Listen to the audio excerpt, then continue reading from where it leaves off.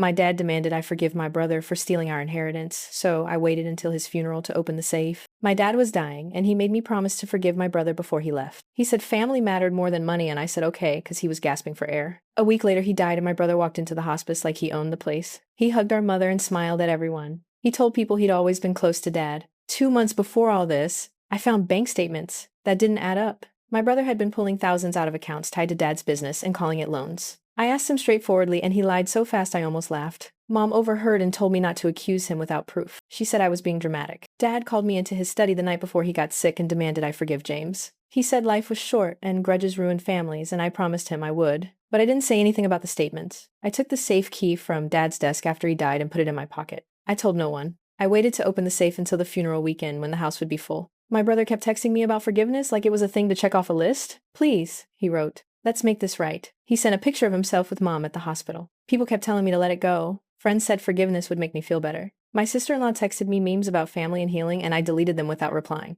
The morning of the funeral, I went to the garage and carried the safe up the stairs. I felt ridiculous doing it, like I was setting up a magic trick at my father's wake. The safe opened with a code Dad had given me in a whisper the night he asked me to forgive James. Inside were documents that made my stomach knot and my hands shake. There were bank transfers to shell companies with James's email on the account. There were cashier's checks made out to a car dealer and receipts for furniture that never showed up in the house. There was a file labeled confessions in Dad's handwriting. I pulled out an audio drive, tucked behind a stack of canceled checks, and my throat went dry. I knew playing the recording in front of the whole family would ruin everything. But I also knew walking away would let James keep whatever he'd taken and keep lying. I set the safe on the dining room table and walked into the funeral reception, carrying it like a weapon. People were hugging, crying, passing plates. The house smelled like coffee and fried chicken. Mom hugged me and whispered how proud Dad would be. I nodded and sat the safe down where everyone could see it. James came over to shake my hand and thanked me for hosting. He put his arm around Mom's shoulder and asked if she needed anything. I waited until the room lulled, and then I asked for everyone's attention. Silence spread through the kitchen like a bad rumor. I told him Dad had left a message he wanted us to hear. No one expected what I said next. I played the audio.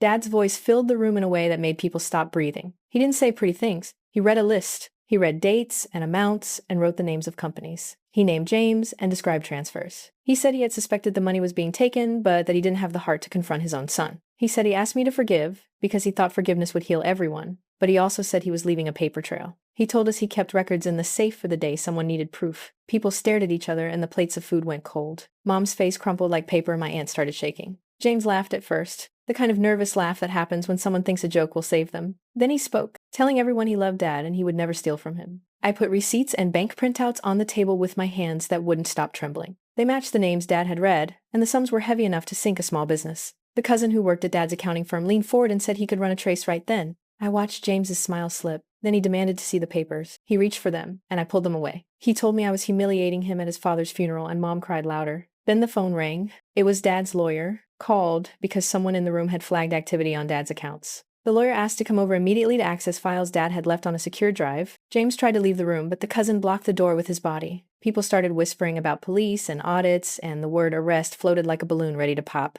James started shouting, saying he had been taking money as loans and he would pay everything back. He called me cruel and petty and said I was using Dad's death for vengeance. I remembered all the times he'd borrowed and never repaid. I remembered the car he traded in for a newer model, and the vacations he took that he never told us about. My uncle, who had always favored James, stood up and asked what I wanted to happen. I opened my mouth and told him I wanted him to stop pretending there's nothing wrong. Someone called the bank and asked for an immediate account freeze. I watched James's face do something I had never seen, not anger, not fear, but a raw panic. He started begging people to believe him, crying about his kids and how they'd starve. Neighbors who had always winked at him looked away. My mother's hands were clamped over her mouth. The lawyer arrived, and in a quiet voice he said he needed to see the paperwork and would have to report suspicious activity. This was legal now, not family gossip. James slammed his fist on the table and told us we were destroying him. He stormed out of the house and sped away in the sedan he'd paid cash for months ago. Everyone waited for him to come back. He didn't. The bank froze the accounts by noon, and investigators started asking questions that made the air in the room taste like metal. Dad's attorney asked me in private if I'd seen anything else. I handed over every note and file I'd found in the safe. I told him about the audio, and he told me to keep everything safe. My parents called me selfish and cruel for not giving James another chance.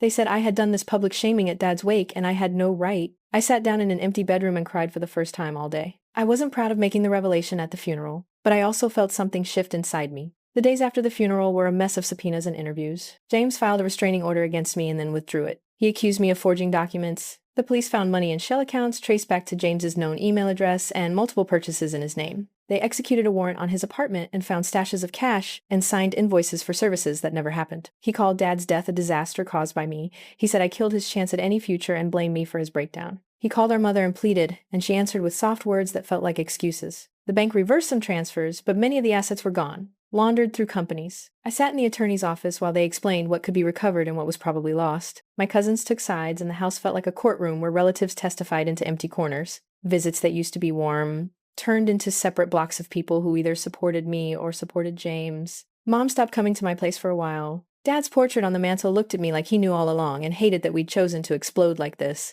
James's lawyer subpoenaed Dad's records and tried to argue that the withdrawals were legitimate. They claimed loans were repaid and invoices were for consulting work Dad had authorized. But the accounting firm found forged signatures and timestamps that couldn't be faked. Auditors traced the money through 3 stages and ended up at accounts controlled by a company James had connections to through a friend. The paper trail was slow and ugly, and the legal fees mounted. I felt guilty for every cent we had to spend to get answers, like I had turned mourning into a cost center. At my lowest, I thought about giving up. I thought about walking away and letting James keep what he took because the fight was exhausting everyone. Then I remembered Dad's voice in the recording saying he kept records for the day someone would need proof. He had expected us to fail each other and had left a way to stop it. I doubled down. I hired a forensic accountant on a recommendation from a neighbor. We went through every receipt, every transfer, every obscure payment. The picture got darker. Pieces kept surfacing. Like James renting storage units in other states and wiring cash to an offshore account. There were invoices for work that never happened and email confirmations sent from addresses James used. The county prosecutor called and said they were ready to charge. They had enough to allege fraud, embezzlement, and forgery. James got indicted, and the first court date felt like a new kind of funeral. He sat in the defendant's chair, staring at the floor while witnesses gave testimony about transfers and fake contracts. Our family split further. Some relatives testified against him. Some didn't show up at all. Mom finally came to a hearing and sat in the back like she was ashamed. The defense tried to paint me as greedy and cold. They said I had manipulated Dad into leaving documents to me. They accused me of orchestrating the timing to ruin my brother's life. The prosecutor called the audio drive and the accountant to the stand. They walked the jury through transfer after transfer and the web of companies James had used. When the verdict came, the courtroom had a strange quiet. Guilty on multiple counts, the judge said, with a sentence that would keep him away for years. Afterwards, people hugged me who hadn't spoken to me in a year. Strangers in the hallway said sorry for what I'd been through and thanked me for doing the hard thing. My mother didn't cry in front of me. She sent a note. It said sorry, and I needed time.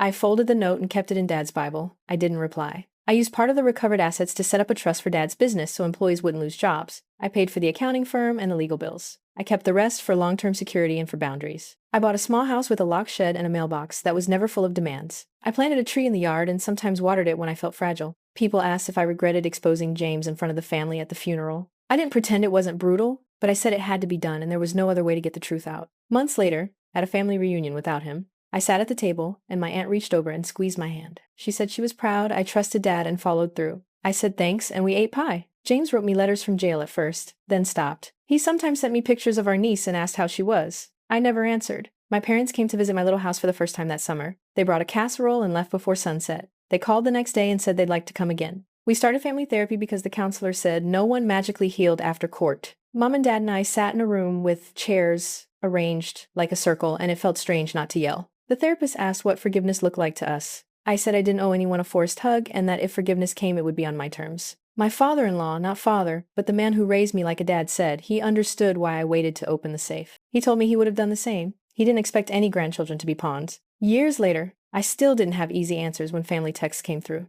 Sometimes I replied with a photo of my yard. Sometimes I ignored the group chat. A neighbor asked me once why I didn't simply take the money and move across the country. I said I needed more than money. I needed truth and boundaries and a life where people couldn't demand my forgiveness on someone else's timetable. The trust helps. The house is quiet. I have friends who don't come with strings attached, and a partner who knows my story without making it the whole of me. I still visit Dad's grave sometimes and bring coffee, though he would have liked iced tea. I don't know if I'll ever feel pure joy when I think of family gatherings. But the truth is out. The money is doing what it should, and I refuse to be anyone's safety net forever. I still don't know how to feel about any of it, but at least the truth is out.